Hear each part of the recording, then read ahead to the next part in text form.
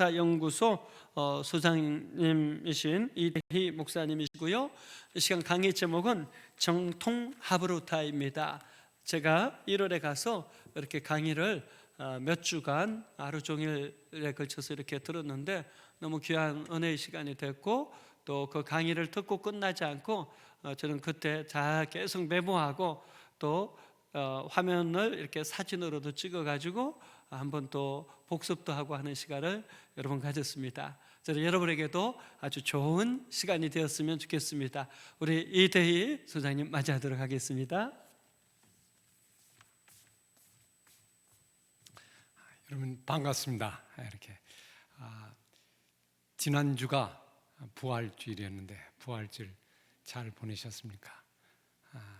오늘 정통 하브루타 같이 함께 보면서 오늘 강의를 함께 시작하고 나누도록 하겠습니다. 정통 하브루타 뭘까요? 정통이 뭡니까? 정통 궁금하죠? 정통은 어떻게 보면 성경을 말합니다. 하브루타는 성경 하브루타다. 정통 하브루타는 바로 그거를 의미한다고 볼 수 있습니다. 부활의 능력을 받은 구원 이후의 삶, 어떻게 살아야 할까요? 우리의 부활의 소망을 얻었잖아요. 그럼 부활 이후에는 어떻게 살아야 하는가? 이게 이제 우리 성도들의 또 크리스찬들의 관심이라고 생각할 수 있습니다. 어떻게 해야 될까? 한번 여러분 생각해 보십시오. 이제는 어떻게 살아야 하는가? 모든 걸 다 얻었잖아요. 죽음에 이길 수 있는 사망 권세 그 능력을 얻었습니다. 이후에는 어떻게 살아야 할까요? 그건 바로 주님의 지상명입니다. 우리 주님이 부활 이후에 제자들에게 주시고 우리에게 주신 말씀이 뭡니까? 모든 민족을 제자 삼아 분반 모든 걸 지키도록 가르치는 일입니다. 이제는 말씀을 지켜 행하는 일, 그리고 그걸 통해서 그리스도를 드러내고 복음을 드러내는 삶, 이게 바로 이제 오늘 우리들의 일입니다. 그래서 예수님이 이걸 이미 제시했어요. 살아계실 때 말씀을 듣고 깨달아 지켜 행하라 하는 부분을 계속해서 강조하셨습니다. 그렇죠? 여기서 행하라, 이게 참 중요합니다. 행하는 거. 이제는 행해야 됩니다. 주신 말씀을 행하는 거. 바울이 또 이렇게 얘기했어요. 배우고 받고 듣고 본 바를 행하라. 여기도 똑같이 행하라 하는 부분이죠. 행한다고 하는 거 아주 유념해 주시기 바랍니다. 그죠?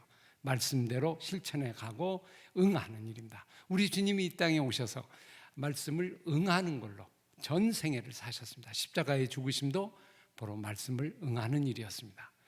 요한은 읽고 듣고 행하라.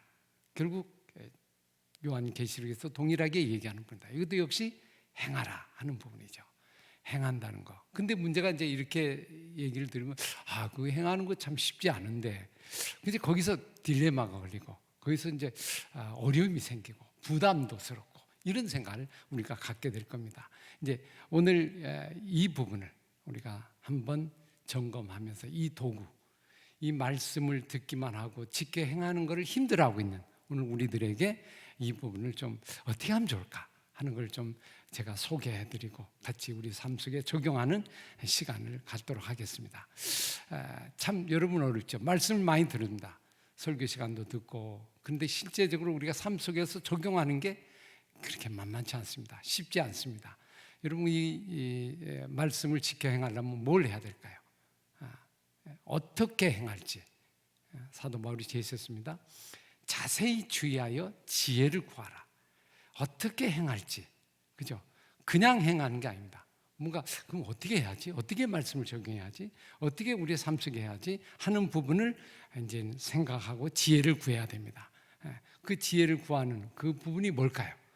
바로 그게 오늘 이 시간 이제 하브루타라고 하는 부분의 내용과 연관이 있습니다. 이 도구가 필요합니다. 도구. 실천하려면 그냥 안 돼요. 많은 사람들이 왜 못하냐면 도구가 없는가. 그냥 하려니까 하긴 하는데 이걸 어떻게 해야 되지? 그렇게 하니까 거기서 무너지게 되고 거기서 그만두게 됩니다. 근데 효과적인 도구가 있으면 충분히 그를 행할 수가 있는 거죠. 나아갈 수 있는 거죠. 여러분 물을 이쪽에 있는데 이쪽에다 이 방에다 옮겨야 돼요. 옮기긴 옮겨야 되는데 빨리 옮겨서 아버님에게 물을 드려야 되는데 물을 어떻게 드립니까? 그냥 드릴 수가 없잖아요. 그럼 뭘 찾죠? 그릇을 찾아요. 무슨 도구를 찾아야 돼요. 그런 걸 찾아서 갖다 드려야 되는 거지 그냥은 못 하는 거예요. 그 도구, 그 좋은 도구가 있으면 훨씬 실천하기가 쉽다고 하는 겁니다. 그래서 우리가 이제 말씀을 지켜 행하는 그 일에 대해서 많은 사람들이 고민을 하는데 이제 이 부분이 바로 이제 오늘 여러분과 같이 나누는 시간입니다. 성경의 고린도서 10장 4절에 이런 말씀이 있습니다. 도구가요 아무거나 쓰면 안 됩니다. 좋은 도구에 돼요. 육체에 속한 세상의 병기가 있는 반면 강한 요새도 파괴할 수 있는 하나님의 능력의 도구가 있어요. 오늘 우리가 필요한 것은 이 능력의 도구입니다. 그죠? 하나님이 주신 말씀의 도구, 이걸 갖고 해요. 내 인간의 생각, 인간의 지혜 이거 갖고 하는 게 아니고 하나님이 주신 말씀을 갖고 그것을 행하는 겁니다. 그래서 오늘 우리 속에 사도 바울이 약할 때가 곧 강함이라고 그랬죠. 이 말씀은 여러분 어떻게 생각합니까? 약할 때가 강합니다. 능력을 행하는 도구, 바로 내가 약해지는 겁니다. 약해지는 거, 날마다 자기를 죽이는 이제 그 과정, 그 도구를 오늘 여러분에게 좀 소개를 해드리려고 합니다. 아마 세술은 세부대 담으라 복음을 받았습니다. 이 방법이 어떤 방법일까요? 많은 사람이 복음을 받았는데 부대는 옛 부대가 되는 거예요. 내 생각, 내가 가지고 있는 거. 그러다 보니까 이 원리하고 방법하고 이게 안 맞습니다. 맞지 않다 보니까 이게 자꾸 제대로 활용이 안 되고 나타나지 않는 거예요. 복음을 우리가 받았습니다. 그럼 복음적인 방법을 해야 되는데 인간적인 방법을 하고 인간적인 계략을 쓰고 사람의 생각을 쓰면 이 복음이 드러나지가 않습니다. 나타나지 않는 거죠. 그래서 그 도구를 오늘 우리가 한번 무엇일까를 고민을 해보네요. 여러분은 어떻게 하십니까? 어떻게 말씀을 실천하십니까? 실천하는 방법 한번 이 시간 고민을 하면서 각자 한번 나눠볼 수 있는 시간이 되면 좋겠습니다. 실천 방법들이 여러 가지가 있겠죠. 근데 그 방법 중에 하나 큰 걸림돌이 있습니다. 그게 뭔지 아세요? 그게 걸림돌이 내 방식입니다. 내가 가지고 있는 옛 방식. 이거를 고수하는 한 이게 힘들어집니다. 이게 뭘까요? 내가 원래 가지고 있는 이 부분입니다. 제가 이제 잠깐 이 내용을 한번 정리를 해봤어요. 큰 패러다임이 있는데 도구의 패러다임이 있습니다. 하나는 절대적 신본주의에서 유대인들이 계승드렸던 헤브라이즘의 어떤 도구가 있어요. 그죠? 그 삶의 방식이죠. 또 하나는 헬레니즘의 상대적인 인본주의적인 그런 안에 도구가 있습니다. 큰 세계의 어떤 사조가 되는데 사실 이 세상은 철학적인 부분, 인간적인 지혜, 이성 이런 걸 가지고 계속 사용하는 이 흐름이 헬레니즘의 어떤 방식입니다. 근데 유대인들은 이전부터 오래전부터 하나님의 말씀을 가지고 그걸로 승부를 걸어서 지금까지 이렇게 지내왔습니다. 이 큰 그림이 있는데 이 큰 싸움이거든요. 하나는 이제 성경적인 거, 하나는 인간의 생각과 인간의 이성을 갖고 사용하는 방법입니다. 근데 사실 이 큰 싸움 속에서 어떤 세계의 역사가 있으면 잠깐 한번 보겠어요. 이 지도를 한번 보시면 이게 이제 세계 지도거든요. 근데 세계 지도 가운데 거대 큰 나라들이 있습니다. 헬라, 그다음에 바벨론, 로마, 이집트, 애굽 이런 나라들이 많이 있어요. 근데 그 나라들이 많은 나라들이 다 사라졌습니다. 모두 사라졌어요.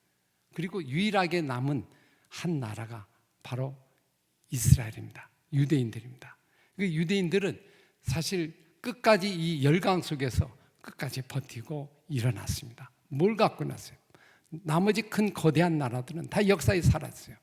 다 인간의 생각과 인간의 의지와 인간의 생각을 가지고 나라를 이끌어가는데 다 인간의 방법이에요. 그래서 자 힘과 어떤 자기의 물질과 권력과 수로 땅을 정복하고 그래서 전 세계를 한때는 그렇게 정복을 했습니다만 결국 역사에서 사라졌습니다. 근데 유일하게 유대인들은 어떻게 돼요? 그 조그만 나라죠. 저 열강 속에서 아주 붙어서 있던 유대인들은 끝까지 이걸 승리해서 지금까지 고대 민족이 살아남은 게 유일하게 유대인입니다.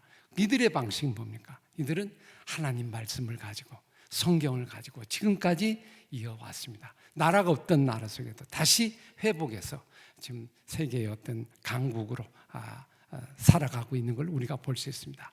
여러분, 지금 이제 유럽 사회가, 영국과 유럽 교회가 아주 교회가 다 무너지고 있습니다. 1%대 아주 작은 분에 힘들어하고 있어요. 이제 이 쓰나미처럼 이 한국에도 이제 오게 되고 점점 사라지게 됩니다. 우리 한국 교회가 위기가 이제 올 수 있는 그런 상황입니다. 왜 영국과 유럽의 이런 부분들이 무너졌을까요?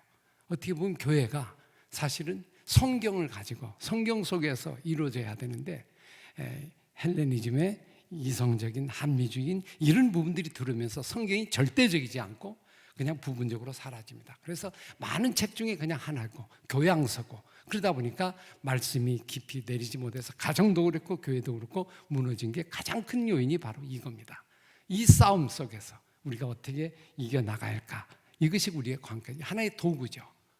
교회가 뭘 사용해야 됩니까? 바로 이 성경, 바로 이 헬레니즘의 물질과 이성과 이런 부분 속에서 이 방법을 오는 게 아니고 결국 이게 이제 우리 유대인들은 하브루타라고 우리 보통 얘기하죠. 근데 철학적인 방법에는 디스푸타치오라고 하는 그들도 이렇게 삼파술처럼 서로 의견을 하고 나누고 질문하는 게 그게 있었어요. 근데 그게 물질과 이성적이거든요. 여러분 아리스토텔레스나 예를 들면 플라톤 같은 경우는 하나의 이성적인 거고 물질적인 거 이 두 개 큰 하나의 제자가 헬레니즘의 모든 어떤 기본을 다 다지고 있어요. 그래서 우리에게 이제 다가오는데 이 방식, 이거는 물질적인 방식입니다. 영적인 방식이 아니고 보이는 방식이에요. 그게 이제 교회 속으로도 들어오면서 점점 성경을 몰아내고 사람의 생각과 사람의 철학과 사람의 생각들을 모아서 교회도 결국 무너지게 하는 거대한 바이러스와 같은 어떤 존재가 바로 이 부분입니다. 이 도구를 우리가 사용하면 안 돼요. 근데 대개 보면 이 부분을 우리가 많이 사용하죠. 그러다 보니까 얼마 가다가 다 근본적이어야 되는 진짜 정말 의의 병기, 하나님의 병기, 그 무기를 우리가 가져야 된다는 걸 알 수 있습니다. 여러분 자녀 교육을 할 때 뭘로 하십니까? 어떤 방법으로 하십니까? 어떤 걸 갖고 하십니까? 그죠? 그 도구가 중요하다는 거예요. 그 도구를 바르게 하나님이 주신 말씀으로 우리가 적용해 나가는 그것이 필요하다고 볼 수 있습니다. 많은 사람들이 이 도구에 대해서 참 어려워하고 있습니다. 뭘 갖고 하지? 어떤 걸 갖고 하지? 그러다 보니까 기존에 가지고 있는 육적인 방법 갖고 합니다. 영적인 거는 그냥 제외를 시키고 그래서 모든 학교 교육 그다음에 우리 주변에 있는 교육들 전부 다 이제 이 부분의 교육의 어떤 부분으로 계속 우리 삶 속에 적용하고 있다고 볼 수 있습니다. 이거를 이제 우리가 해결하는 것이 일종의 지금 하브루타의 부분입니다. 이 세상의 교육은 육적인 교육이에요. 육적인 교육. 그런데 사실 영적 교육이 없잖아요. 이 방법을 어떻게든지 우리가 적용하고 우리의 삶 속에 바르게 이어가는 거. 이게 오늘 우리의 관건입니다. 그래서 오늘 정통 하브루타 오늘 이 얘기하는 거는 다른 게 아닙니다. 제대로 된 방법을 갖고 사용하자. 제대로 되는 방법. 그래서 그 방법을 사용한 하나의 민족이 바로 유대입니다. 그 거대한 구름 속에서 끝까지 수천 년 동안 성경을 가지고 토라를 가지고 공부합니다. 그 세계는 보이는 세계와 보이지 않는 세계가 있습니다. 근데 보이는 세계는 일상적인 세상적인 물질적인 그런 부분이죠. 보이지 않는 세계는 사람들이 인정하지 않습니다. 그는 교육에 해당되지 않습니다. 종교교육은 학교에서 하지 않잖아요. 그는 배제를 시킵니다. 그러다 보니까 사람이 물질적인 존재만 되고 영적인 존재에서는 이어가지 못하는 걸 보죠. 이제 거기에 보이지 않는 세계, 바로 그거를 교육하는 것이 바로 이제 유대인입니다. 그래서 유대인을 우리가 이제 좀 주목을 해야 되는 이유가 보이는 세계 속에서 보이지 않는 세계를 그들이 공부하고 있고 삶에 적용하고 있다.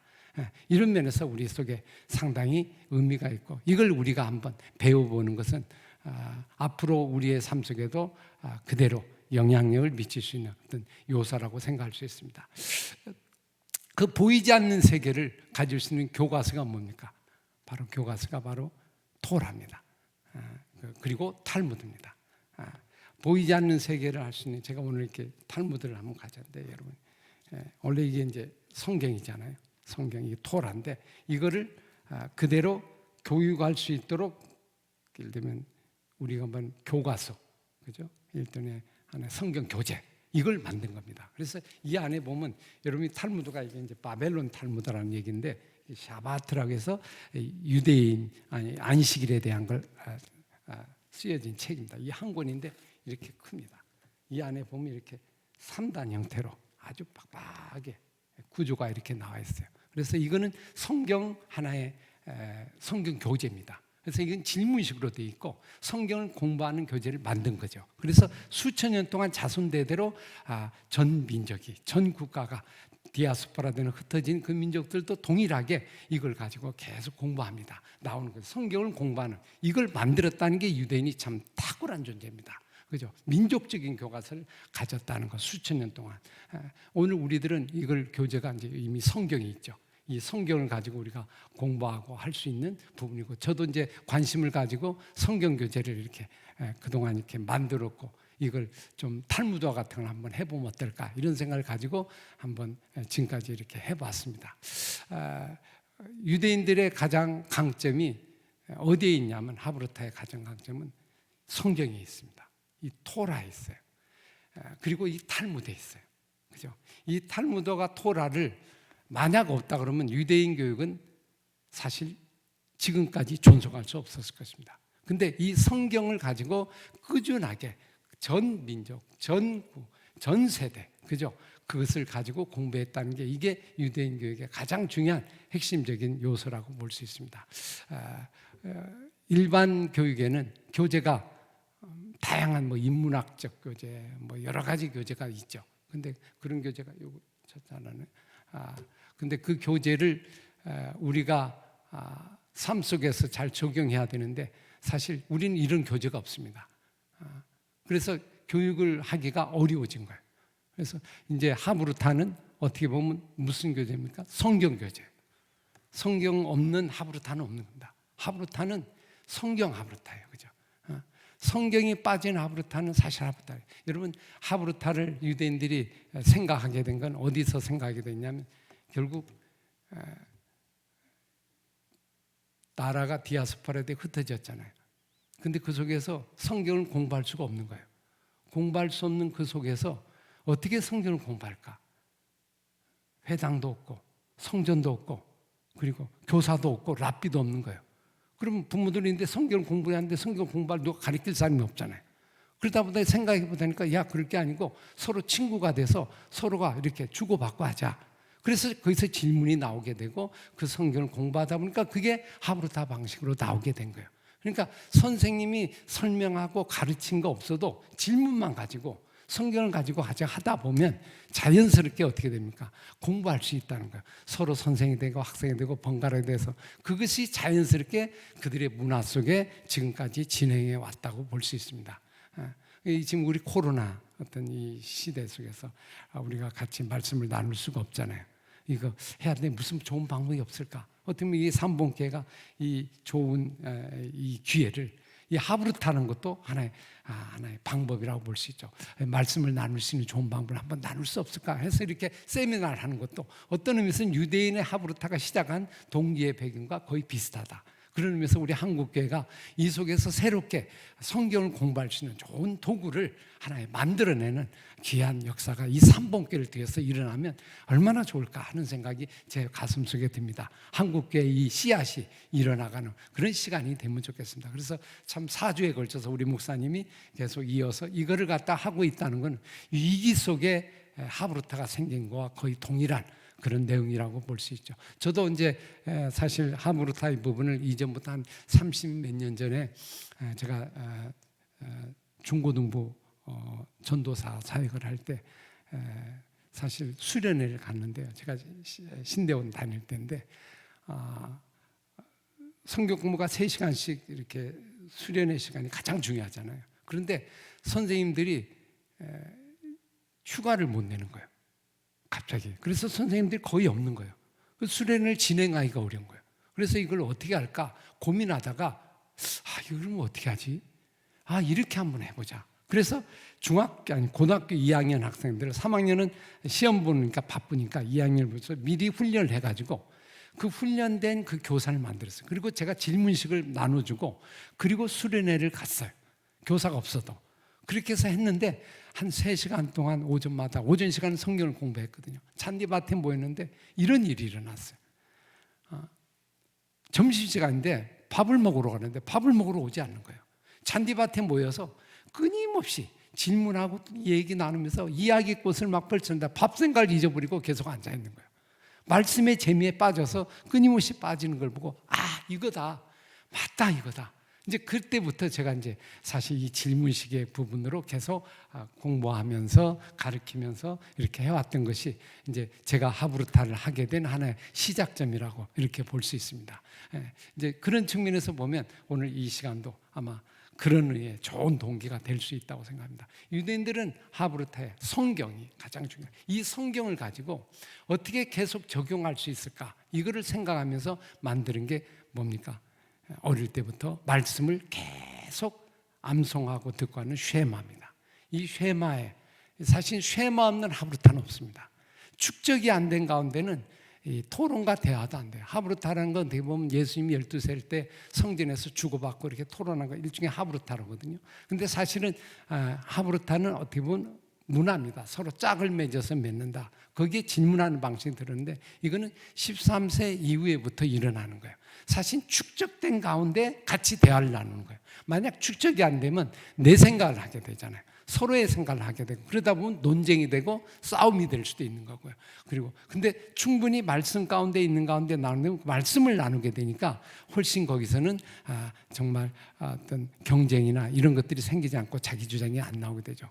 좋은 부분으로 넘어가게 되는 걸 볼 수 있어요. 그래서 오랫동안 축적을 하는 어릴 때부터 그죠? 꾸준하게 해서 13세까지 축적된 가운데 같이 나오게 된다. 이게 유대인의 하브루타의 아주 중요한 의미입니다. 또 하나 하브루타의 의미는 뭐냐면 이게 이제 가정에서 일어난다. 모든 건 가정에서 일어나요. 가정이 베이스입니다. 가정 없는 하브루타가 없습니다. 그래서 가정 속에서 성인식도 준비하고 또 거기서 뭡니까? 인성도 준비하고 서로 언어도 하고 소통하는 걸로 세대 간의 통합도 이루어지면서 그 속에서 자연스럽게 이게 축적이 되면서 그 다음에 말씀을 나눌 수 있는 그런 구조로 나가게 되는 것이 유대인 하브루타의 아주 특징이라고 볼 수 있죠. 또 하나는 제가 이제 책을 하나 여러분 파르데스라는 책을 제가 하나 처음에 작년인가 이렇게 소개했어요. 유대인에게는 무슨 방법 갖고 하는가 제가 궁금했어요. 근데 찾아가 보니까 유대인들은 한 4단계로 공부를 하더라고요.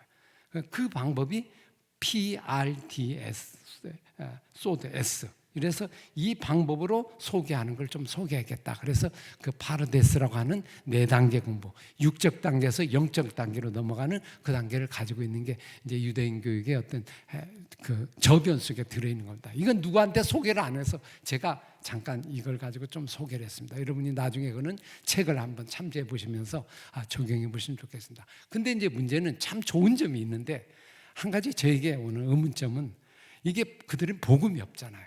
예수 그리스도가 없잖아요. 그래서 그들의 한계가 거기 있는 거예요. 그래서 제가 그 책이나 그 공부하는 것을 보니까 결국 영적인 단계에서 딱 성경을 공부하는데 영적 단계에서 이 안에 들어있는 본질적인 예수 그리스도를 못 보다 보니까 핵심이 없는 거예요. 그러니까 계속해서 빙글빙글 돌고 비밀을 깨닫기 위해서 예수 그리스도의 비밀에 이르지 못하고 뭘로 가냐면 암호 코드, 비밀 코드, 게마트리아에서 숫자적인 뭐 이렇게 666이다 그러면 이렇게 히브리의 은가를 따져갖고 1, 2, 3, 4 이렇게 했고 숫자적으로 하는 그런 아주 위험한 방법들을 많이 쓰게 돼요. 그래서 유대인 사회에서는 그쪽은 안 하게 됩니다. 위험하니까 일반 사람은 안 시키는 거 보게 돼요. 그러니까 결국 예수 그리스도를 만나지 못하다 보니까 어떤 일이 생겨요? 자꾸 인간적인 생각과 다른 어떤 숫자풀이나 상징 암호나 이런 걸 나가는 게 되는 걸 볼 수 있어요. 그리고 그게 그리스도를 만나지 못하다 보니까 자기가 사는 거예요. 자기가 죽어야 되는데 점점 자기가 살아나는 방법으로 결국 하게 되고 그래서 세상의 공부와 학식에서는 뛰어나게 되고 말씀을 갖고 하니까 성경을 갖고 하니까 일반 책보다는 훨씬 뛰어나잖아요. 그러니까 이들을 뛰어넘을 수 있는 놀라운 통찰을 갖게 된 건 분명합니다. 근데 중요한 거는 영적 부분에서 결국 문제가 있어요. 한계가 있다는 걸 제가 발견했습니다. 그래서 사실 이 부분을 보완을 해야 돼. 복음적으로 그대로 가져오게 되면 사실 유대인 교육은 그리스도가 없고 복음이었기 때문에 방법이 어떻게 되냐면 하브루타를 같이 질문하고 토론해도 자기를 점점 죽이는 과정이라기보다는 자칫하면 자기가 살아나고 자만하고 교만하는 바리새인과 서기과 같은 그런 방법으로 갈 가능성이 많이 있다는 거죠. 그래서 결국 오늘 우리에게는 예수 그리스도를 이미 얻었잖아요.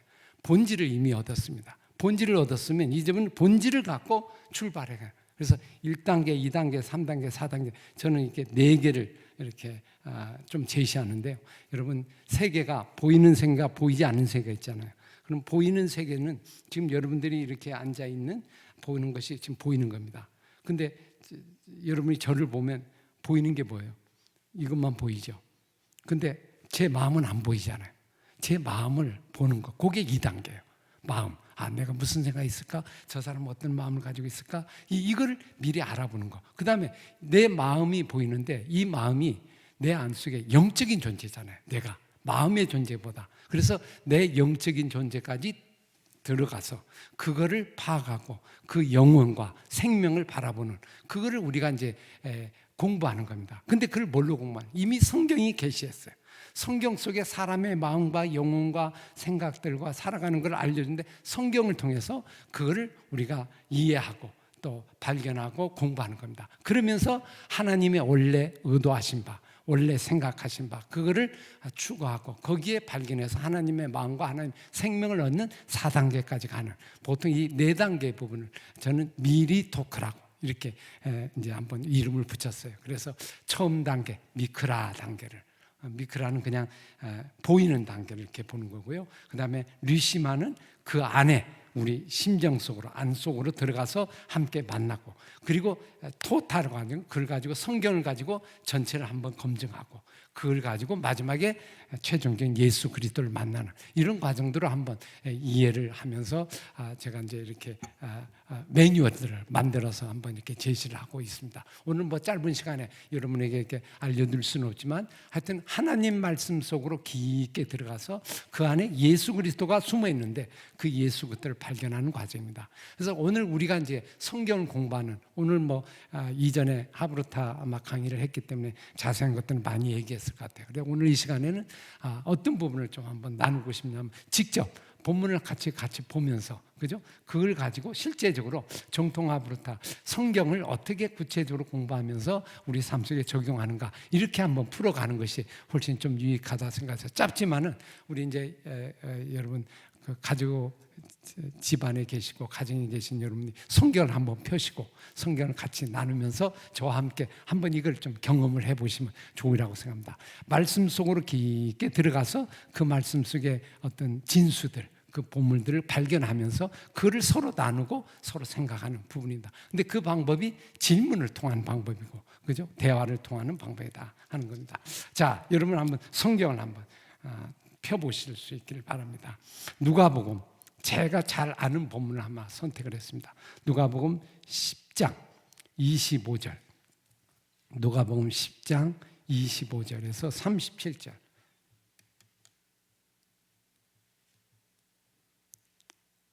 누가복음 10장 25절에서 37절 우리 성도님들도 함께 성경을 가지고 함께 찾아보시면서 저와 함께 같이 한번 경험을 해보시기 바랍니다. 25절부터 같이 37절까지 읽겠습니다. 시작. 어떤 율법 교사가 일어나 예수를 시험하여 이르되 선생님 내가 무엇을 하여야 영생을 얻으리까? 예수께서 이르시되 율법에 무엇이라 기록되었으며 내가 어떻게 읽느냐? 대답하여 이르되 내 마음을 다하며 목숨을 다하며 힘을 다하며 뜻을 다하며 주 너희 하나님을 사랑하고 또한 내 이웃을 내 자신같이 사랑하라 하였나이다. 예수께서 이르시되 내 대답이 옳도다. 이를 행하라. 그러면 살리라 하시니 그 사람이 자기를 옳게 보이려고 예수께 여짜오되 그러면 내 이웃이 누구이니까? 예수께서 대답하여 이르시되 어떤 사람이 예루살렘에서 여리고로 내려가다가 강도를 만나며 강도들이 그 옷을 벗기고 때려 거의 죽은 것을 버리고 갔더라. 마침 한 제사장이 그 길로 내려가다가 그를 보고 피하여 지나가고 또 이와 같이 한 레위인도 그곳에 이르러 그를 보고 피하여 지나가되 어떤 사마리아 사람은 여행하는 중 거기 이르러 그를 보고 불쌍히 여겨 가까이 가서 기름과 포도주를 그 상체에 붓고 싸매고 자기 짐승에 태워 주막으로 데리고 가서 돌보아 주니라. 그 이튿날 그가 주막 주인에게 데나리온 둘을 내어주며 이르되 이 사람을 돌보아 주라. 비용이 더 들면 내가 돌아올 때 갚으리라 하였으니 내 생각에는 이 세 사람 중에 누가 강도 만난 자의 이웃이 되겠느냐. 이르되 자비를 베푼 자니다. 예수께서 이르시되 가서 너도 이와 같이 하라 하시니라. 아멘. 유대인들은 성경을 공부할 때 이제 탈무드를 갖고 공부한다고 그랬잖아요. 탈무드가 어떻게 구성이 되냐면 이 안에 이렇게 뭐 내용들이 아주 빡빡하게 돼 있지만요, 이 안에 내용을 보면 간단해요.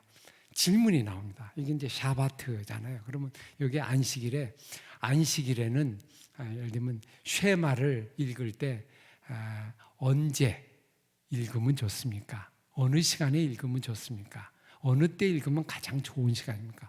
졸릴 때입니까? 정신이 바짝 날 때입니까? 그래서 그 랍비들의 토론들을 쭉 얘기해서 질문하고 답한 내용들로 구성이 되어 있어요. 이게 이제 그들의 성경 공부 방법이에요. 오늘 우리들도 이제 이걸 성경을 공부하면 본문이 이렇게 나왔잖아요. 우리 부모님들과 이제 자녀들과 함께 같이 공부한다 할 경우에 가정에서 읽었어요. 한 2번, 3번 읽으면 좋겠죠. 읽으면 그 다음부터는 어떻게 해야 되지? 그 다음부터가 이제 어려워지는 거예요. 그 다음에 이걸 어떻게 해야 돼? 어디 나가야 돼? 그러면 이제 이걸 가지고 설명을 하게 됩니다. 대개 보면. 그러면 이제 잔소리처럼 되게 되고 그냥 듣게 되고 주입식이 된단 말이에요. 그러면 이게 미리 준비를 잘한 사람은 되는데 그렇지 못한 사람은 이걸 하기가 어려워지는 거예요. 그래 우리 부모님들이 이 코로나 시기에 집안에서 이제 성경을 같이 이제 예배 후에 같이 나누고 성경 공부를 하고 싶어도 이거를 읽긴 읽은데 그 다음부터 설명을 하죠. 설명이 힘들잖아요. 짧잖아요. 지식도 짧고 보는 것도 짧고 그러다 보니까 자신감이 없는 거예요. 그러니까 여기서 어려워지는 거예요. 아니면 자칫하면 또 일종의 설교처럼 그냥 잔소리처럼 하게 되니까 자녀들이 아주 힘들어져요. 옛날에 우리 가정 예배가 약간 그런 형태였다. 그러니까 얼마 하다가 그만두게 되고 더 이상 진행이 안 되는 거예요. 공부하는 것도 한계가 있고요. 그죠? 목사님처럼 그대로 해주면 되는데 그렇게 못하니까 결국 못하는 거예요. 우리 한국교회가 이 코로나 시에 가정에서 전부 이렇게 성경을 공부하면 얼마나 좋겠어요. 근데 그동안 우리가 이 훈련이 안 되다 보니까 이걸 하지를 못하는 거예요. 도구가 제대로 없다 보니까. 자, 이 부분을 공부한다면 이렇게 하시면 좋겠죠. 자, 성경을 읽었잖아요. 그러면 이 성경을 나눠야 되면 질문을 하시면 돼요. 어떻게 하면 돼요? 25절부터 그냥 나오는 대로 질문을 하면 됩니다. 그냥 느끼는 대로 질문하면 이게 참 신기한 게요. 질문을 하면 뭐가 되냐면 답이 보입니다. 그냥 볼 때는 안 보이는데 질문을 하면 성경이 내게 다가와요. 이건 살아있는 구절이잖아요. 하나님 말씀이고 또 성령의 교사니까 내게 다가오는 놀라운 걸 경험합니다. 하면 할수록 점점 빠져들어가게 되는 걸 볼 수 있어요. 여러분 한번 해보세요. 읽은 거하고 질문할 때하고 다릅니다. 제가 질문할 테니까 여러분도 한번 각자 답을 한번 해보시기 바랍니다. 그냥 구절대로 하면 돼요. 25절.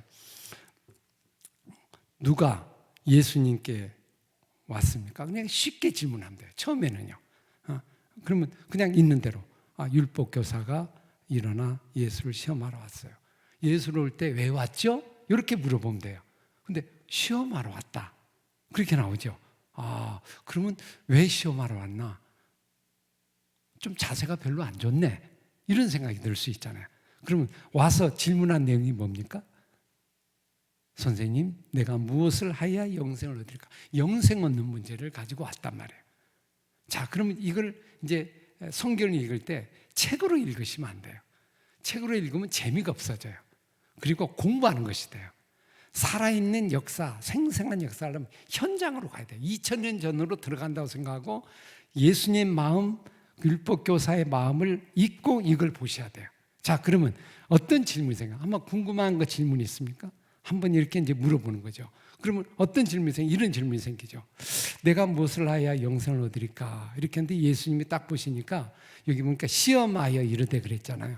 그러니까 이거는 뭔가 의도와 자세가 좀 별로 안 좋은 거예요. 그러니까 사실 어떤 생각이냐면 예수님께서 바로 답하기보다는 거꾸로 어떻게 합니까? 26절에 뭐라고 얘기하죠? 답을 하는 게 아니고 다시 질문을 해요. 역질문을 해요. 내가 율법에 무엇이라 기록됐으면 내가 어떻게 성경을 읽느냐? 예수님이 역으로 질문합니다. 그러다 보니까 이젠 거꾸로 바뀌었어요. 원래 예수님이 답을 해야 되는데 예수님이 답을 하는 게 아니고 누가 답을 하냐면 율법 교사가 답을 하게 돼요. 질문을 하러 왔다가 결국 거꾸로 답을 하게 되는 결과가 생기게 되는 거예요. 그러니까 질문이 역질문하죠.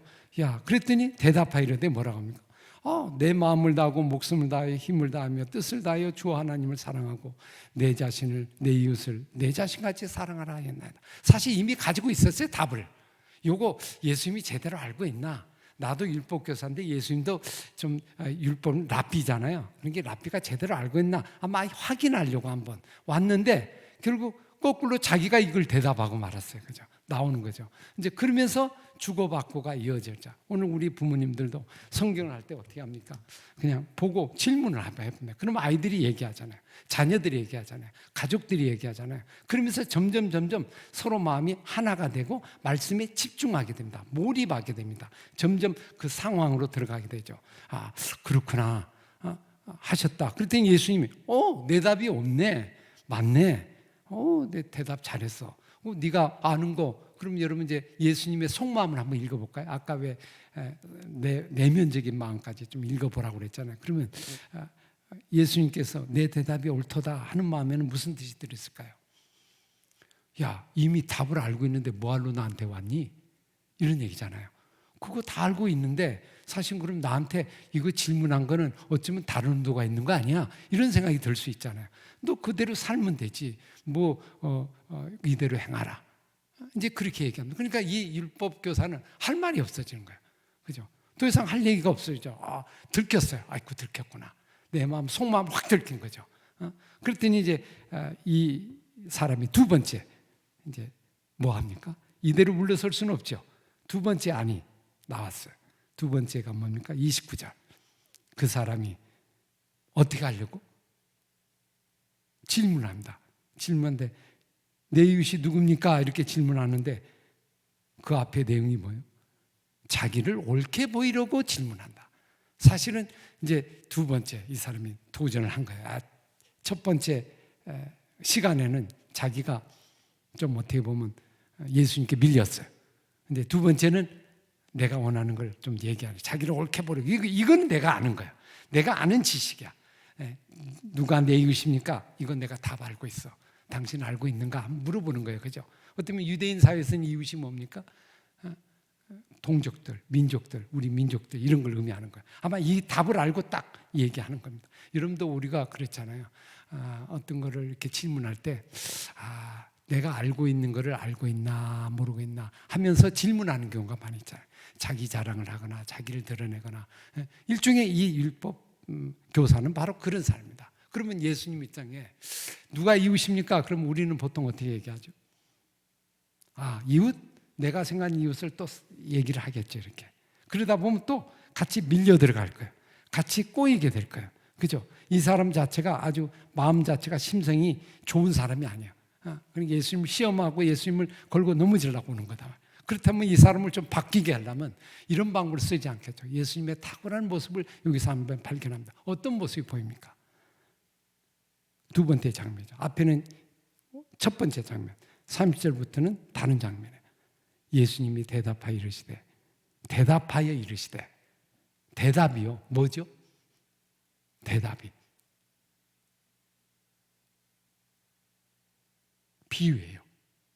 이야기예요. 이야기. 대답이 이야기라는 거예요. 그리고 이야기를 쭉 아까 읽은 대로 얘기를 합니다. 그리고 이야기를 다 하고 나서 뭐라고 합니까? 36절에 예수님 다시 질문합니다. 그죠? 그 이야기를 가지고 내 생각에는 이 세 사람 중에 누가 강도 만난 자의 이웃이 되겠냐? 질문을 다시 또 하는 거예요. 그러니까 이 이제 율법 학자가 교사가 대단했던 사람인데 자꾸 예수님께 이제 질문을 받고 예수님의 그 이야기 속에 그냥 자기도 모르게 빠져 들어가 버린 거예요.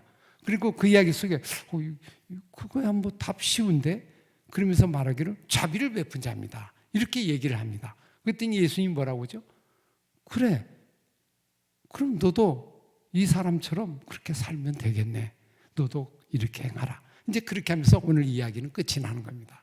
그러면 이 사람은 어떻게 됐을까요? 소기의 목적을 달성하지 말고 거꾸로 자기가 변화되고 자기가 달라지고 이 사람이 바꿔졌는지 안 바꿔졌는지 성경은 안 나와 있어요. 근데 중요한 거는 예수님과 만남을 통해서 뭔가 많이 깨달음과 느낌이 온 걸 볼 수 있죠. 자, 이 이야기를 제가 이렇게 좀 있는 것 같고 얘기를 나눴어요. 그러면 얘기가 조금 안으로 들어갔죠. 그럼 좀 더 깊은 것이 무엇일까? 이게 궁금하죠. 뭔가 핵심을 찾아내야 되잖아요. 그게 이제 우리의 대화의 주제가 됩니다. 그러면 여러분 속에 여기서 한번 몇 가지 질문들 발견되는 거 한번 해보세요. 제가 한번 얘기해 볼게요. 한번 여러분 답해 보시기 바랍니다. 예수님의 말씀 중에 질문 중에 답 중에 동일한 답이 있어요. 두 개. 그게 뭡니까? 핵심을 발견하는 방법 중에 하나가 반복되는 겁니다. 반복돼서 나오는 건 강조하는 거예요. 그죠? 그 핵심적인 내용. 예수님의 이 율법 교사에게 하고자 하는 아주 중요한 메시지가 있죠. 그게 뭡니까?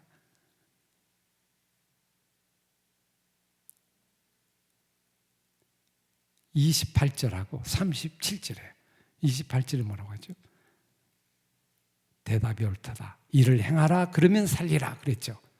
그 다음에 이 37절도 뭐예요? 너도 이와 같이 하라. 그러면 오늘 여기 유대인 율법 교사의 한 가지 문제가 뭡니까? 알기는 알아요. 근데 실천하지 않는 거예요. 행하지는 않고 아는 건 많은 거예요.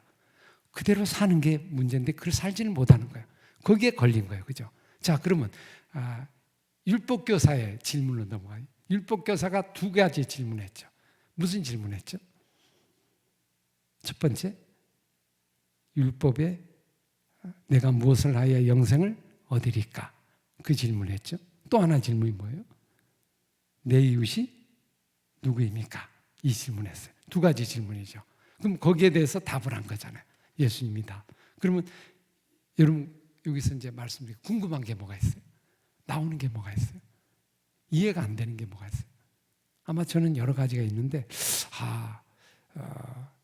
이웃이 누굽니까? 하는 부분에 대해서 좀 궁금할 것 같아요. 이웃이 누굽니까? 왜 이 질문을 했을까요? 이웃이 누굽니까? 예수님이 답을 했죠. 36절에 내 생각에는 세 사람 중에 누가 강도 만난 자의 이웃이 되겠느냐. 자, 예수님의 답하고 이 율법교사의 질문하고 어떤 점에서 어떤 차이점과 어떤 강조점이 있습니까? 다른 점이 뭡니까? 어떤 점이 달라요? 율법교사는 내 이웃이 누굽니까? 그랬죠. 나의 이웃이 누굽니까? 근데 거기에 대해서 답은 예수님 뭡니까? 강도 만난 자의 이웃이 누구냐 이렇게 했어요. 이게 바꿨어요. 그죠? 예. 그러면 이웃이 누굽니까? 여기에 대한 핵심이 나오죠. 이웃이 누구냐? 율법교사가 생각하는 이웃하고 예수님이 생각하는 이웃하고 다른 거예요. 그러면 이것이 어디에 나온 거죠? 레위기에 나온 말씀이에요. 내 자신, 내 이웃을 예를 들면 내 자신같이 사랑하라. 이 구절하고 연관이 된 거예요. 그럼 그 이웃에 대한 걸 어떻게 해석했냐면 이 사람은 자기식으로 생각을 한 거예요. 그죠? 근데 예수님이 말하는 건 그게 아니다 말이에요. 그 의미가 아니고 강도 만난 자의 이웃이다. 이렇게 얘기했잖아요. 그러면 이웃이 뭡니까? 이렇게 해서 이제 좀 초점이 맞춰지죠. 그 내용으로 깊이로 들어가죠. 그러면 오늘 우리에게 물어봅시다. 이웃이 뭐죠? 우리는 이웃을 어떻게 생각합니까? 우리 주변에 있는 사람, 내 주위에 있는 사람. 이웃을 한번 얘기해 보세요. 만약 종이에다 적어보면 쭉 적을 거예요. 이웃 누구 한번 이렇게 노트에다 적어보라면 그럼 어떤 사람을 적습니까?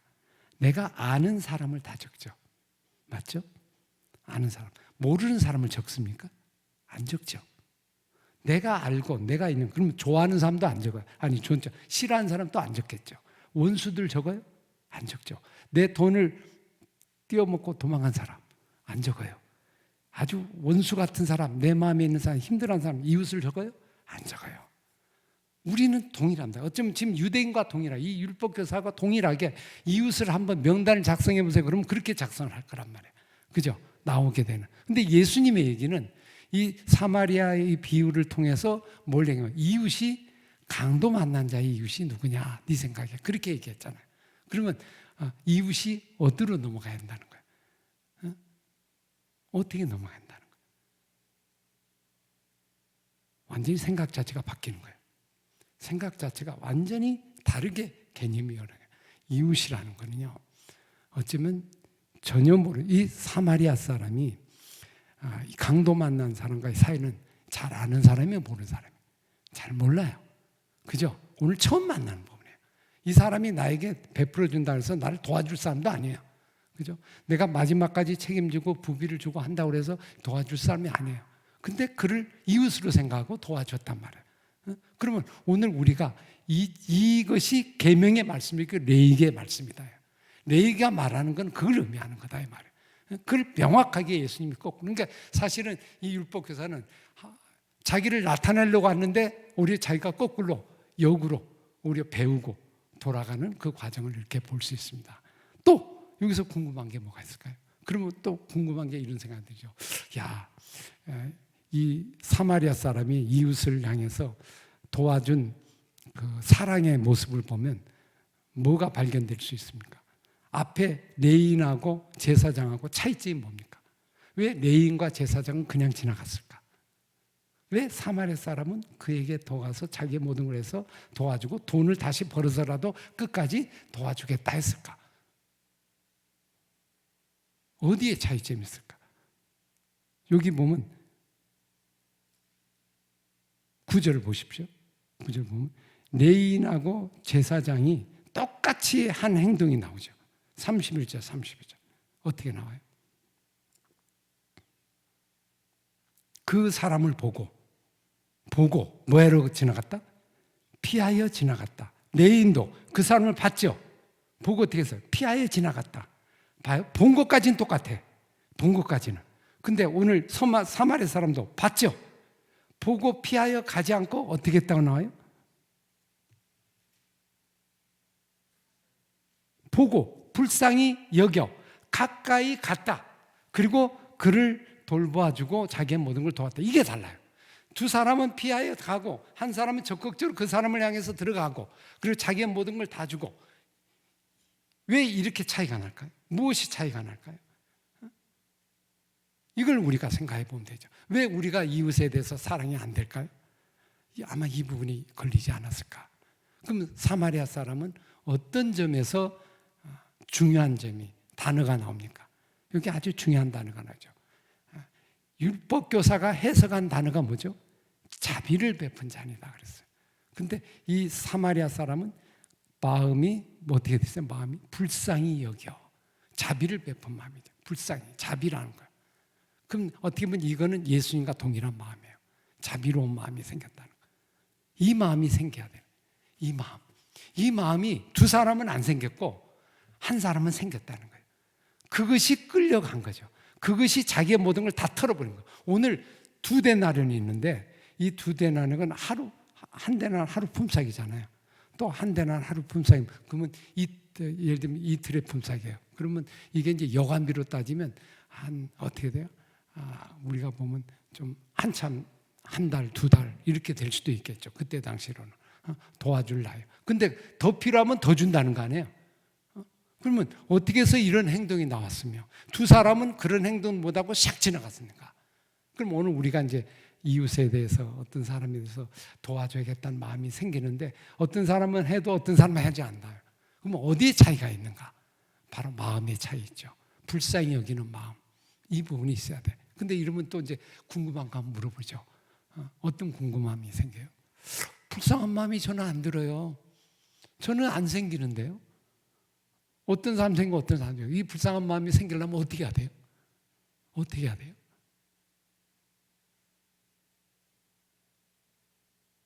성령의 9가지 열매 중에 뭐가 나오죠? 자비가 나옵니다. 그래서 이 부분을 해석을 하려면 성경 전체로 넘어가야 돼요. 이거 갖고는 한계가 있어요. 그래서 성경 전체로 토타의 과정으로 넘어가. 저 성경 66권을 통해서 한번 이거를 비교를 해보면 이게 드러나요. 자, 한번 보세요. 이게요, 큽니까 작습니까? 커요 작아요? 작기도 하고 크기도 해요. 근데 이거를 크게 만들려면 어떻게 해야 되죠? 크게 만들려면 작은 것에 되면 이게 커요.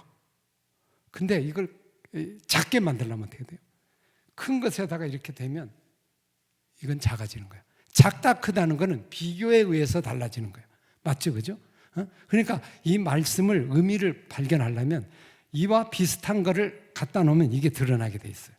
나오게 돼요. 그러면 성경을 가지고 이 본문을 다시 해석에 들어가면 이게 드러나요. 그래서 성경 속에서 이런 예가 있는가 한번 찾아본다고 한번 찾아보시면 되겠죠. 어떤 예가 있을까요? 자비. 아까도 얘기했죠. 성령의 9가지 열매 중에 자비가 있잖아요. 그럼 이거하고 연관이 있죠. 자비. 주님의 마음이에요. 하나님의 마음이에요. 인간에게는 자비가 없어요. 오직 하나님에게만 있는 거예요. 이건 성령의 역사예요. 하나님이 주신 마음이에요. 인간은요 무자비예요. 그죠? 아까 레인과 제사장이 일종의 무자비한 마음이에요. 봐도 그냥 지나가는 게 이게 마음이에요. 근데 이 사마리아 사람은 직접 다가서 불쌍히 여기는 마음으로 다가섰잖아요. 그러면 이거는 자비로운 마음이에요. 이건 어떻게 생겼을까? 여기 성경은 자세히 안 나오지만 자비의 마음을 가졌다는 건 이건 뭔가 하나님의 은혜와 어떤 부분이 없으면 이건 힘든 거예요. 성령의 9가지 열매 속에서 오는 거니까. 그죠? 그렇게 보면 앞에 부분과 어떻게 연결하면 27절에 다시 한번 연결하죠. 본문 속에 내 마음을 다하고 목숨을 다하고 힘을 다하여 뜻을 다하여 주 너의 하나님을 사랑하고 내 이웃을 내 자신같이 사랑하라 하셨다. 그랬잖아요. 그러면 이웃을 사랑은 어디서 이루어집니까? 하나님의 사랑에서 이루어져요. 하나님의 사랑에 의해서 결국 이웃을 사랑하게 돼요. 자비로운 마음을 품게 되고 거기에 가게 되는 거예요. 그래서 하나님의 사랑을 받으면 자연히 이웃과 형제를 사랑하게 되고 그 마음으로 넘어간다는 걸 같이 연결해 보면서 같이 얘기를 좀 나눌 수 있겠죠. 나오게 되는 거죠. 그러면 이런 예들을 성경에서 자꾸 찾아보면 훨씬 이 말씀의 의미가 더 깊어집니다. 이제 한 가지 제가 예를 들어볼게요. 예수님이 우리를 사랑할 때 십자가를 지신 것은 하나님의 마음이잖아요. 맞죠? 그죠? 근데 하나님의 마음으로 우리와 같이 되셨죠. 동일하게 되셨죠. 긍휼히 여기는 마음, 우리를 불쌍히 여기는 마음이 있기 때문에 십자가를 지신 거예요. 그죠? 십자가를 지신 거는 성령의 마음, 하나님의 마음, 아버지의 마음이 있기 때문에 그게 가능한 거예요. 그게 없으면 불가한다. 마지막까지 침을 뱉고 욕을 하고 내려오라 이런데 우리 같으면 이게 되겠어요? 안 돼요. 마지막까지 십자가를 지시고 우리에게 사랑을 베푼 건 주의 그리스도의 어떤 은혜의 마음이에요. 자비로운 마음이다. 그러면 주님이 우리를 볼 때 어떤 부분이었어요? 죄악된 인간이에요. 그죠? 그럼 자비는 뭘 의미해요?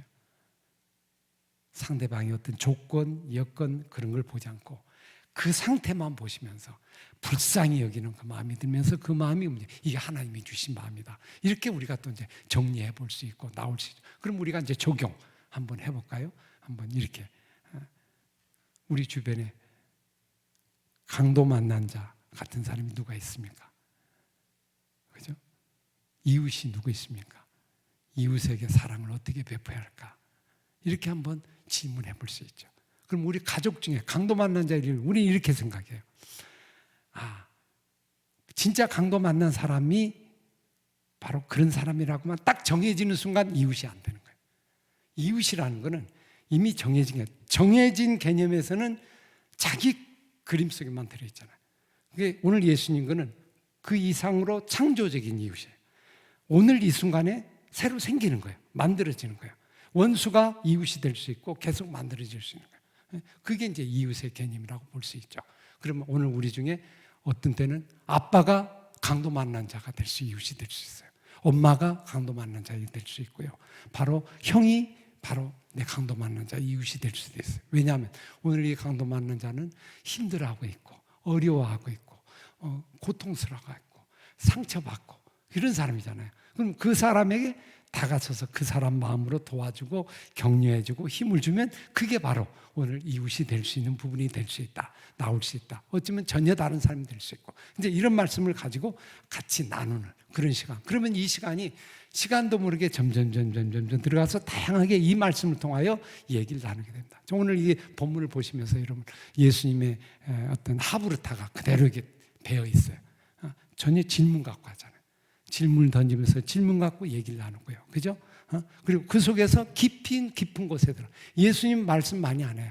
질문 하나 가지고 핵심을 뽑아서 스스로 결단하게 하고 나오게 돼요. 맨 마지막에는 어떻게 돼요? 자기가 대답하게 되고 자기가 말을 하게 되죠. 이래라 저래라 얘기하는 게 아니고 스스로 내가 이렇게 하겠습니다. 그럼 그대로 하면 되겠네. 그렇게 해서 자발적으로 자기 스스로 결단하고 나가는 성령의 역사를 나가는 그런 모습이 오늘 이 속에서도 아주 그대로 들어있다고 볼 수 있습니다. 어떻게 성경을 읽느냐에 따라서 전혀 달라지게 된다 하는 것을 우리가 함께 말씀을 나누는 그런 시간. 이게 이제 유대인들은 사실 이런 시간들을 밥상머리를 통해서 시간을 통해서 끊임없이 2시간, 3시간 계속 이야기를 나누고 말씀 갖고 얘기를 나눠요. 그러다 보면 계속적으로 반복되다 보면 어떻게 돼요? 자연적으로 우리의 삶이 변화되고 우리의 생각도 달라지게 되고 나온다. 특히 그들은 그리스도가 없기 때문에 계속 헤매고 있잖아요. 근데 우리는 복음적인 예수 그리스도가 있기 때문에 성령이 역사하면 놀라운 역사를 일어날 수 있고 아마 각 가정마다 우리가 가족들이 함께 모여서 이 말씀을 나누는 시간을 갖는다면 가장 행복한 시간이 될 수 있고 그 속에서 변화의 역사가 일어날 수 있겠다 이렇게 생각합니다. 그래서 여러분들 삶 속에도 정말 말씀을 통해 끊임없이 정말 축적하고 나누고 하는 시간을 나눌 수 있는 귀한 시간이 될 수 있기를 간절히 바랍니다. 하나님 말씀 정말 영원한 말씀 끝까지 가정 속에 튼튼하게 세워서 가정을 세워나가는 놀라운 역사로 계속 이어지는 축복의 시간이 되기를 간절히 원합니다. 예, 감사합니다. 예, 여러분 이제 한 1분 뒤에 바로 Q&A 시간 갖도록 하겠습니다.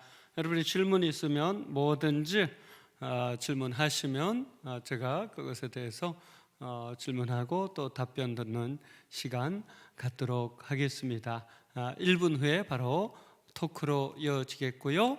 오늘 전체적인 시간은 5시 안에 마무리하도록 하겠습니다. 바로 1분 뒤에 토크 들어가겠습니다. 질문 있으시면 무엇이든지 물어보세요. 하브루타에 대해서 어떤 것든지 괜찮습니다. 예, 1분 후에 토크 들어가겠습니다.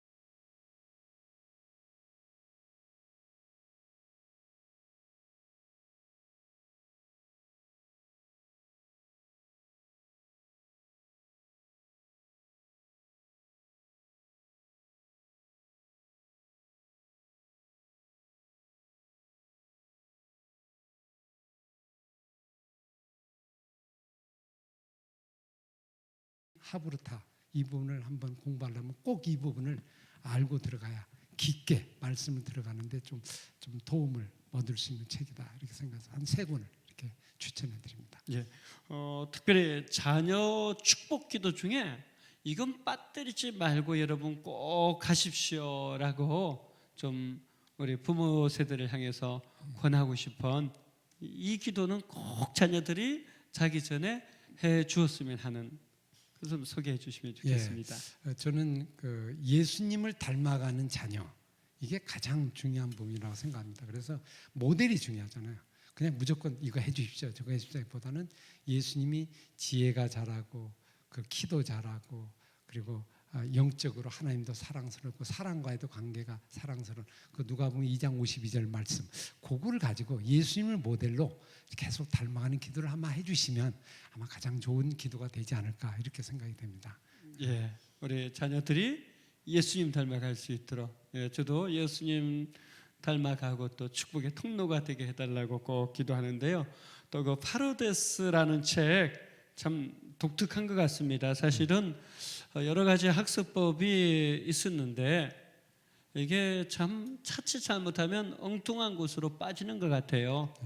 최근에 저는 다니엘 학습법도 엉뚱한 쪽으로 빠져가지고 이상하게 되는 것을 목격하면서 참 안타까웠는데 파르데스 학습법을 가지고 우리 자녀들에게 이렇게 양육할 때 이 양육법은 이것이 참 유익합니다라는 것에 대해서 한두 가지만 소개해 주시면 좋겠습니다. 예, 이 파르데스 분이 일반적인 공부법은 그냥 단순하게 보이는 육적인 부분만 공부합니다. 지식적인 공부죠. 근데 파르데스는 영적인 부분에까지 들어가는 성경을 공부할 수 있는 하나의 방법을 좀 제시하는 수천 년 동안 그들이 가지고 있는 노하우라고 생각합니다. 아마 그러다 보니까 통찰이 생기고 핵심을 보이게 되고 본질을 보게 되는 그런 공부법이에요. 그러니까 이거는 학교 공부만 끝난 게 아니고 인생과 마지막 죽는 순간까지 평생 공부할 수 있는 어떤 그런 부분으로 좀 이해를 돼서 이걸 성경 갖고 공부하면 일반 학교 공부도 자연스럽게 되고 그리고 뭐 창업 같은 것도 그대로 되고. 근데 유대인들이 창업이나 뭐 이런 아이비리그나 이런 것들을 하는 것도 다 이제 이런 공부법을 나름대로 가지고 있기 때문에 이게 가능해요. 우리 같은 그런 어떤 영적 부분까지 컨셉을 잡고 본질을 보는 그런 문제 해결을 찾는 그런 공부가 아니고 지식적인 축적이잖아요. 그거보다는 좀 통찰을 갖고 있는 그런 공부법이 바로 파르데스인데 한번 여러분이 책을 한번 읽어보시고 도움을 받으시면 좋으리라 이렇게 생각합니다. 사실 제가 소개할 때는 자세하게 소개는 안 했어요. 단지 그를 우리에게 적용할 수 있도록 3분의 1을 거의 우리 한국의 실정에 맞게 했기 때문에 한번 참조하시면 도움이 되라고 생각합니다. 예, 제가 이렇게 또 강의를 들으면서 행하라, 너도 이와 같이 해라.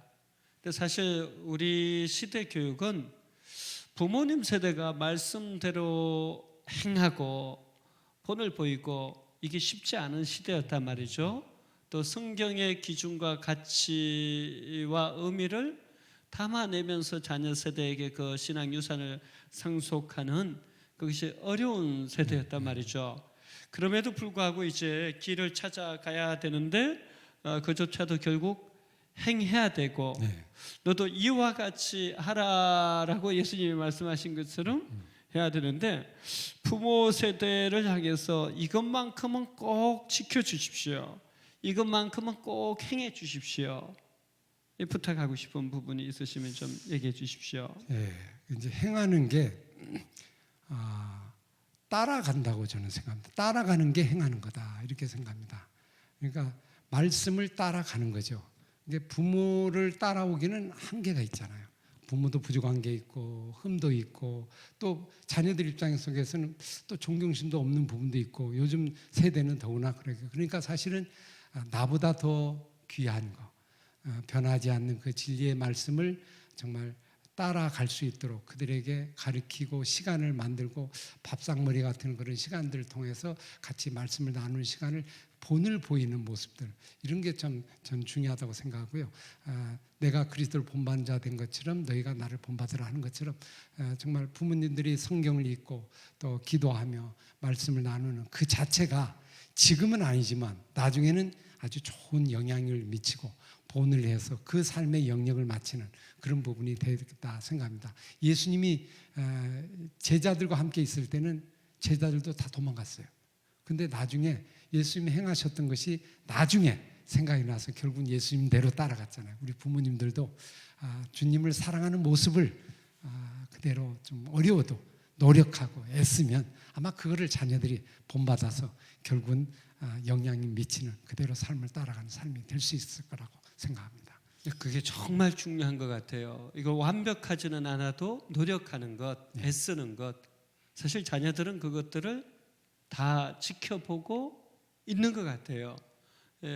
그러니까 우리 부모 세대들이 완벽하지 못해도 적어도 노력하는 모습, 실험하는 모습, 애쓰고 힘쓰는 모습, 그것을 자녀들에게 정말 보여주었으면 좋겠다 하는 생각이 들고요.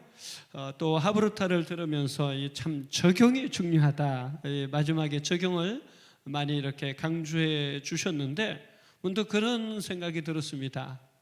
큐티하고 하브루타하고 참 비슷한 것 같다. 큐티도 성경 말씀에 대해서 계속 질문을 던지고 좋은 큐티가 되려면 결국 적용이 좋아야 되는데 하브루타를 평생 하신 입장에서 큐티의 하브루타를 조금 더 접목시킨다라면 큐티를 할 때 하브루타를 이렇게 한번 접목했으면 좋겠다 하는 부분이 있으시면 얘기해 주시면 좋겠습니다.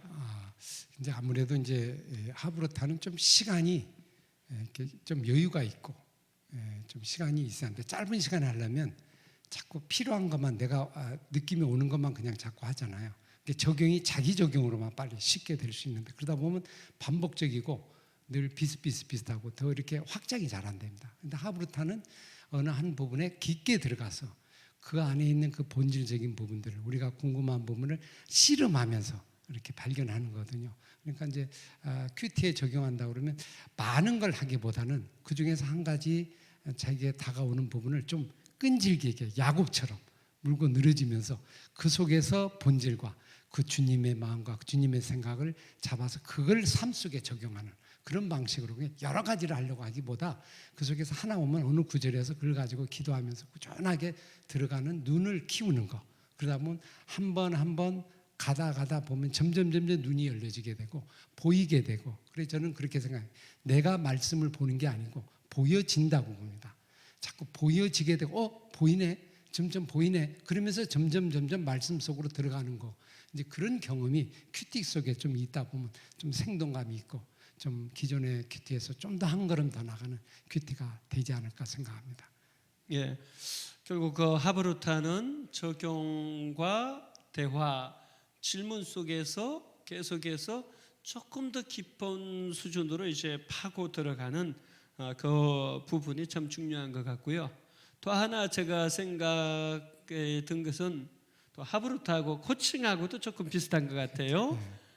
코칭은 잘 이렇게 경청하면서 스스로 이렇게 길을 찾아갈 수 있도록 돕는 작업인데 사실 이 부모 세대와 자녀 세대가 하브루타를 한다라고 했다가 오히려 고문이 되어버리고 희망이 아니라 현실은 고문이고 기대는 희망이어서 희망 고문이 되어버리는데 이 부모 세대가 또 자녀 세대와 이렇게 대화하면서 이것을 또 코칭의 관점에서 어떻게 보면 부모님은 좋은 교사시고 좋은 코치고 좋은 멘토신데 요즘 자녀 세대를 참 이렇게 양육하고 제대로 코칭하기가 쉽지 않은 세대 그렇죠. 같아요. 그런데 제가 생각해서는 이 하브루타가 하나의 그래도 길을 열어줄 수 있는 좋은 방법인 것 같거든요. 이렇게 질문과 여러 가지를 통해서 자녀들이 스스로 길을 찾아가게 하는 것 참 중요한 것 같은데 그런 관점에서 우리 부모 세대가 자녀 세대를 이렇게 양육하고 키워갈 때 또 코칭의 관점에서 본다라면 어떤 식으로 조금 하브루타를 적용할 수 있겠습니까? 코칭은 이제 사람과 사람이 이렇게 하는 거잖아요. 도와주는 역할, 그 역할이 이제 필요하죠. 근데 하브루타의 부분, 특히 성경 하브루타 부분은 좀 다른 점이 성경이 있다는 거잖아요. 그죠? 텍스트가 있다는 거예요. 그래서 알고 보면 텍스트가 주인이 되고 말씀이 주인이 돼서 말씀의 코칭을 받는 그 가이드로 안내하는 점에서 조금 더 한 단계 깊은 단계가 되고 인간이 하지 못하는 걸 성령께서 하시는 부분이라고 봅니다. 그렇게 보면 사실 이렇게 우리가 보면 보물 찾기를 한다고 할 경우에 이렇게 그냥 찾으려면 어디 있는지 모르잖아요. 이 모한 곳에 보물 찾기를 어떻게 합니까? 그렇게 하면 보물 못 찾아요. 근데 보물 찾기 할 때 어떻게 합니까? 아이들한테 요 동산 요 안에 보물이 있다 이렇게 얘기하죠. 그리고 거기서 열심히 찾아요. 그러니까 본문 안에 답이 있습니다. 그러니까 부모님들이 어려워할 건 없고요. 본문 안에 답이 있어요. 본문을 깊게 보고 보면 그 본문이 코칭을 해주면서 우리가 하지 못하는 부분을 많이 알려줘. 그래서 그걸 볼 수 있도록 도와주고 그걸 들어갈 수 있도록 도와주고 그와 함께 할 수 있도록 도와주는 그런 코칭 개념이 좀 아마 기존 코칭하고는 조금 더 한 단계 좀 앞서 좀 전진된 그런 부분이지 않을까 이렇게 생각합니다. 예, 감사합니다. 또 이런 질문을 해오셨는데요. 두 사람이 하브루타를 시작한다고 했을 때 각자의 흐름의 말씀으로 해야 할지 아니면 새로운 말씀으로 같이 시작해야 할지 어떤 말씀이 좋을까요? 이런 질문이 왔는데요. 두 사람이 두 사람이 하브루타를 시작할 때 어떤 식으로 조금 하면 좋을까 이런 질문 같습니다. 이 질문의 핵심은요. 그러니까 이제 사실은 하브루타는 그냥 하는 게 아니고 성경이 있기 때문에 아까도 처음에도 제가 강의할 때 말씀드리지만 성경 하브루타거든요. 그러니까 성경을 어떻게 공부하기 위해서 결국 이 둘이 짝이 만들어지고 공부하는 법이 생겼기 때문에 결국 성경 속에서 삼각형 구도를 우리가 생각하면 좋겠고요. 그런데 이제 본문을 어떤 걸 선택할까 이게 좀 어려우실 것 같아요. 그러니까 그거를 처음부터 어려운 본문을 하지 말고 쉽게 소통할 수 있는 본문들이 있죠. 그런 본문을 먼저 선택하시면 좋겠고 특히 신약의 복음서 같은 경우 오늘도 잘 아는 본문들 그죠? 누구나도 서로 이해할 수 있는 그냥 내용 파악도 잘 안 되면 뭐 들어가기도 전에 서로가 힘들으니까 잘 알고 있는 본문들을 가지고 대신 깊게 그동안 보지 못했던 걸 보게 하는 발견하게 하는 이제 이런 측면으로 우리가 함께 들어가게 되면 아마 쉽게 접근하지 않을 수 있지 않을까 이렇게 생각합니다. 예, 또 제가 봐서는 그렇게 하셔도 좋을 것 같아요. 여러분이 이제 큐티 본문이 부모 세대와 자녀 세대가 똑같은 걸로 하고 계시거든요. 그러니까 부모 세대가 먼저 본문을 가지고 깊이 묵상한 다음에 자녀 세대의 큐티 교재를 가지고 그 본문을 가지고 서로 대화를 나누면 서로 여러 가지 면에서 대화가 가능하리라고 생각하고요. 또 우리 목사님께 또 질문을 드리고 싶은 것은 예전 세대는 사실 밥상머리 교육이 이루어졌고 이것을 통해서 부모 세대의 지혜가 자녀 세대에게 흘러갔고 또 거기서 교육들이 사실 많이 일어났습니다. 그런데 현대인들에게는 이 밥상머리 교육이 사실 실종돼 버렸거든요. 그렇죠.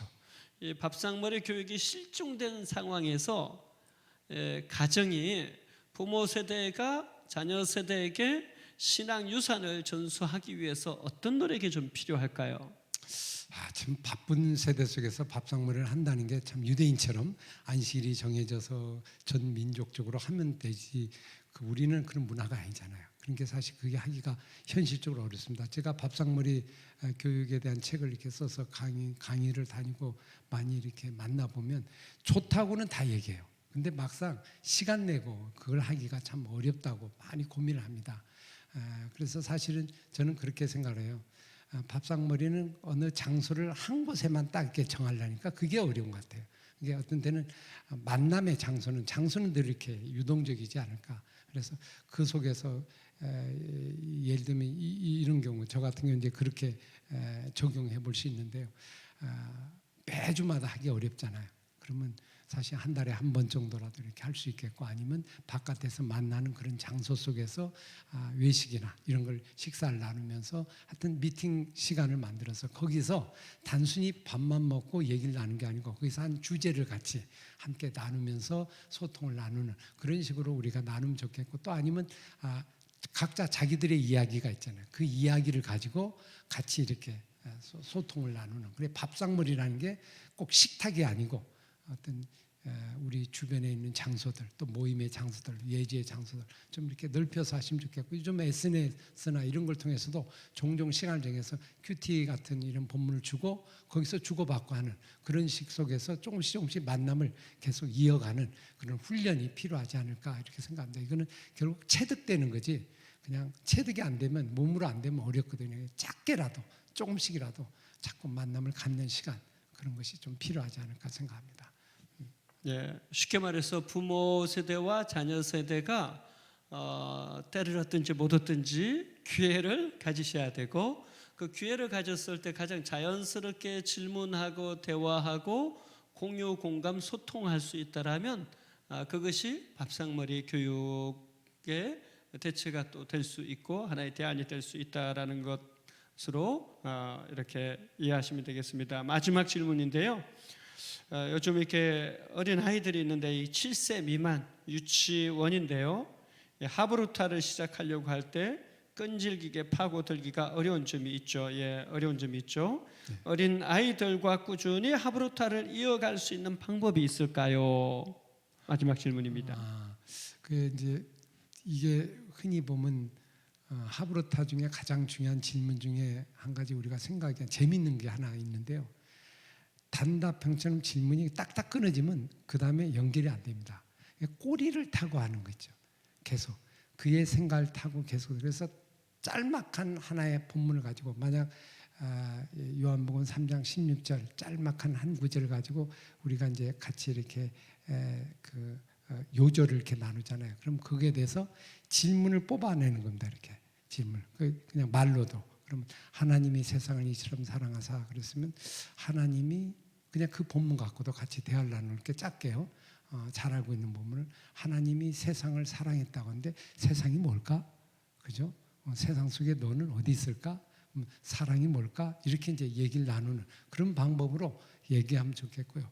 아이들의 입장에서 질문이 시작돼서 아이들이 질문을 할 수 있도록, 아까 예수님이 가능한 한 그쪽에서 이렇게 질문하면서 서로 질문을 이렇게 오가잖아요. 그처럼 아이들이 그냥 듣기만 않고 아이들이 먼저 질문할 수 있는 그런 부분들로 좀 쉽게 좀 접근하고 관심 있는 부분들로 좀 만남을 이뤄가서 하여튼 서로 대화를 나누고 이야기를 나누는 그 즐거움에 좀 빠져들 수 있도록 우리가 이렇게 노력을 하고, 이거는 직접 해보면서 답이 생기는 거고요. 사실 하는 만큼 길이 보인다 이렇게 볼 수 있습니다. 그래서 질문은 결국 해보면 그 다음 질문이 나오지, 질문하기 전부터 질문이 나오진 않아요. 일단 해보라. 일단 해보면 또 그 다음에 꼬리가 나오고 그렇게 해서 결국 우리의 삶 속에 좀 적용되는 그런 시간을 가지시면 좋으리라 생각합니다. 네, 감사합니다. 결국 하브루타는 여러분이 먼저 훈련이 돼 있어야 자녀 세대를 향해서 하브루타를 이렇게 적용할 수 있을 것 같습니다. 그런 의미에서 여러분이 먼저 하브루타에 대해서 이렇게 계속 배웠으면 좋겠고요. 계속해서 하브루타 강의를 한번 들은 것으로 끝내지 마시고 계속해서 반복해서 들어보셨으면 좋겠고요. 이제 다음 주에는 쉐마와 하브루타가 만났을 때라는 제목을 가지고 나누려고 합니다. 왜냐하면 초등학생 미만, 유치부 초등학생은 사실 쉐마가 많이 필요하고요. 그 훈련이 돼 있을 때 하브루타로 넘어갈 수가 있습니다. 그러니까 쉐마와 하브루타는 계속 만나야 되는 것이고요.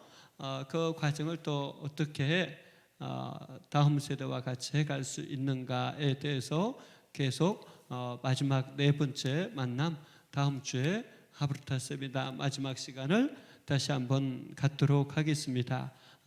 여러분, 중요한 것은 내가 먼저 훈련이 됐을 때 그것을 자녀들과 같이 나눌 수 있다라는 것을 기억하셨으면 좋겠고요.